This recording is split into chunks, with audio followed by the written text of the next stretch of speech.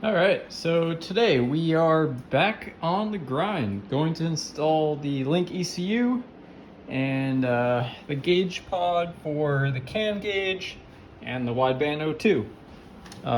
So like I said in yesterday's video, haven't really seen a lot of videos covering the Link plug and plays for S2000, so I'm gonna walk through the install on that. And if you guys have any questions, setup wise, or how I configured this myself, please ask in the comments below. I'd be happy to answer your questions.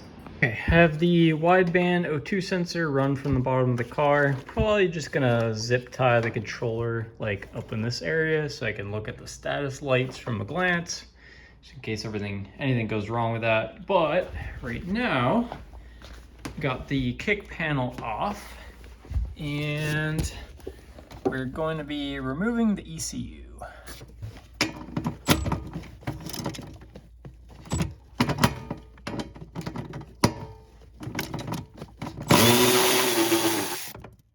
Also, this had a Viper alarm system. I don't know why anybody in their right mind would actually install one of these in their car.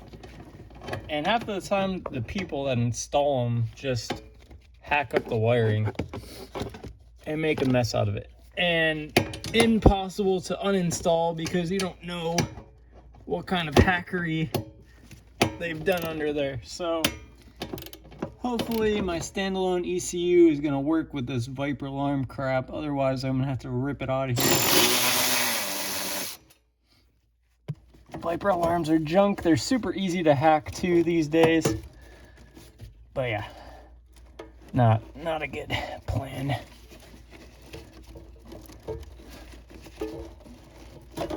Okay, got our ECU connectors off.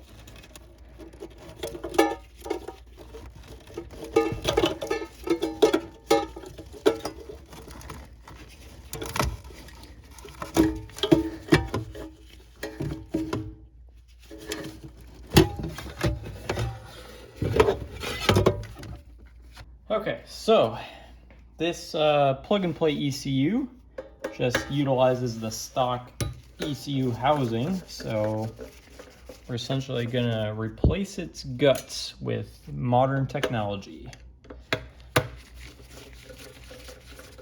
Usually plug and play ECUs have their own housing, but I'm guessing it's hard to source these Honda S2000 chassis.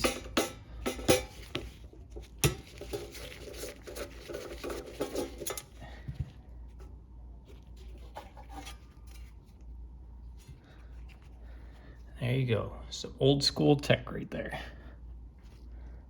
Okay, so here's a look at the new board. We have this little jumper switch here, which the JDM and USDM S2000s have different pinouts for their fuel pump relay.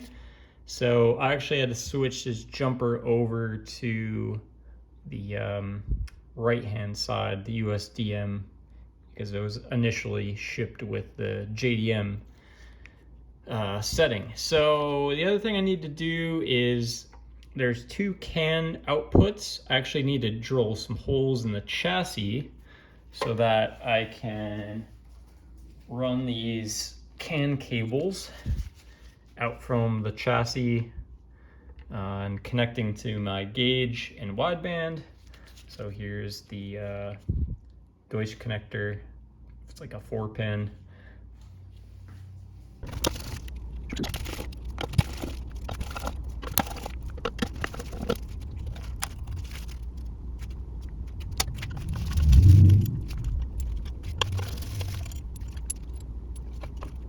Okay, so it states in the instructions that I actually have to trim a little bit of this mounting boss right here.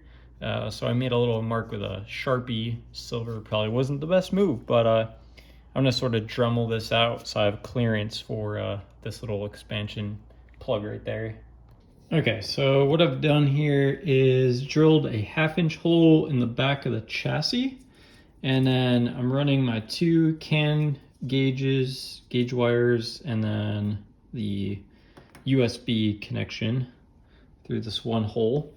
I actually had to kind of finagle this a little bit. If you get all the plugs to where like the bare wire is and kind of scoot it up, you have just enough room to fit the actual plug through each one through at a time. So works out pretty good. I'm probably going to seal it up with a little bit of silicone once I get it all connected on the inside, but I think that works pretty good. All right, so this is the end result here. Got our 2 CAN bus cables connected, running through this little hole, and then this one's for the USB. Like I said, there's a little bit of a gap, but I think I'm gonna probably just fill that in with a little bit of silicone just to seal it off. I mean, the ECU is gonna be on the inside of the car, so I'm not too worried about it. A lot of cars, the ECU's in the engine bay or some compartment where there's a lot of dust and debris, so I'm just gonna seal it off to be safe, but yeah, I think it turned out pretty clean. Not too bad.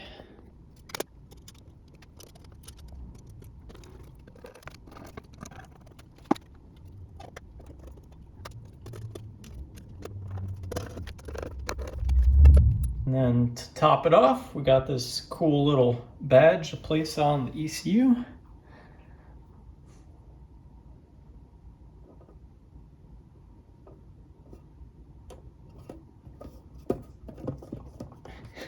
Boom, just like that.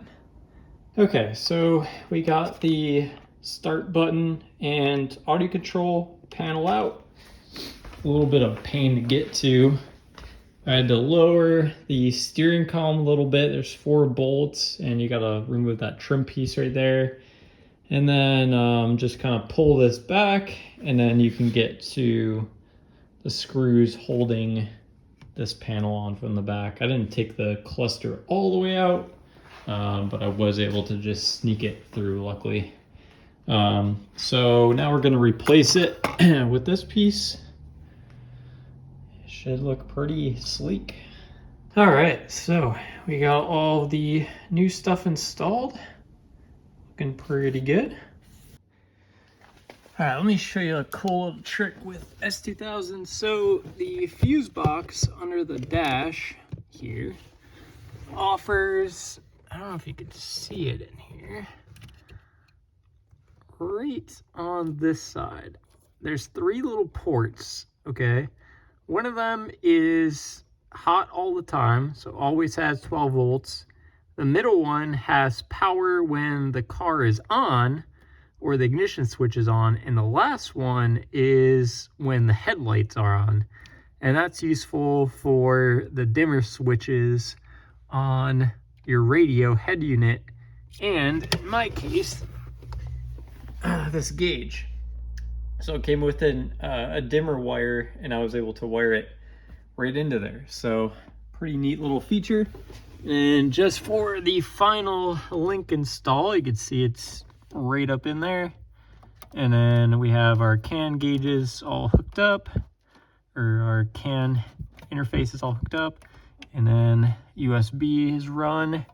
Probably gonna make a little hole in the side panel here for the USB to pass through, but pretty easy.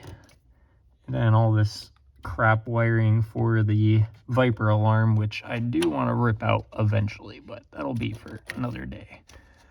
All right, so all that's back together. Here's a look at the gauge pod setup. Pretty clean, like it. And yeah, so I think now I'm gonna try to maybe just turn on the ignition switch to make sure the gauge is working and that I can connect to the ECU with my laptop. And then everything powers on like it should. I want to be able to see the status light on this thing too, make sure that's all working. So when we go to tune it in a couple days, once the Supercharger kit is installed, we'll be all ready to go. All right, hopefully I did everything right and my laptop can connect to the ECU. Nothing explodes, so we'll see. Okay, fuel pump is priming.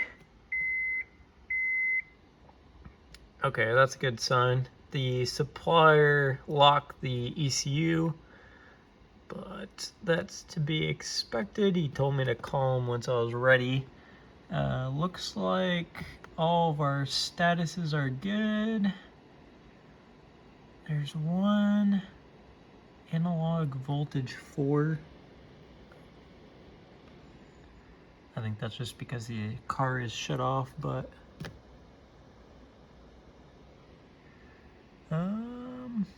yeah, I mean, it looks pretty good, I would say. Nothing out of the ordinary. Oh, we got our can gauge going. Very, very nice. And then let's check under here. Yep, we got a green status light on the AEM. So looks like we're in business. Very cool. Let's see if I could cycle through the pages on this. Yep. It's pretty neat. I can configure all kinds of parameters that come up on this. I think you can have up to like 9 different pages. But yeah, I think after this, I'm going to install Supercharger next. All right, so tomorrow's episode is the Supercharger install day. We're going to be trying to put the majority of the kit on, I think. And my buddy's probably going to come over to help me too. But yeah, stay tuned for tomorrow's episode.